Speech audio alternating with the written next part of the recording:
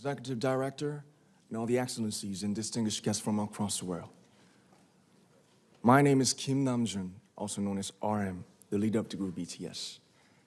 It is an incredible honor to be invited to an occasion with such significance for today's young generation.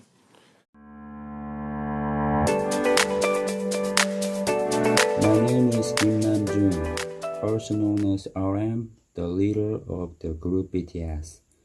It is an incredible honor to be invited to an occasion with such significance for today's young generation. And our fans have become a major part of this campaign with their action and with their enthusiasm. Enthusiasts, Truly have the best fans in the world. I'd like to begin by talking about myself. I was born in Ilsan, a city near Seoul, South Korea. It is a really beautiful place with a lake, hills, and even an annual flower festival in Korea. Like most people, I've made many and plenty mistakes in my life. I have many faults and I have many more fears, but I'm going to embrace myself as hard as I can, and I'm starting to love myself gradually, just little by little. What is your name? We've been partnering with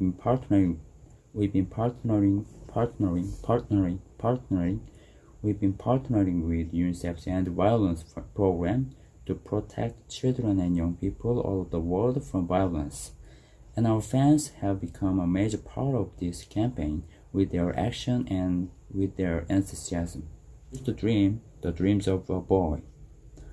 I used to imagine that I was a superhero who could save the world. When I was maybe 9 or 10. Looking back, I think that when I began to worry about what other people thought of me and started seeing myself through their eyes, I stopped looking up at the night skies, the stars. I stopped daydreaming. Instead, I just tried to jam myself into the molds that other people made. Soon, I began to shut out my own voice and started to listen to the voices of others. And maybe I made a mistake yesterday, but yesterday's me is still me. Today I am who I am, with all of my faults and my mistakes, making up the brightest stars in the constellation of my life.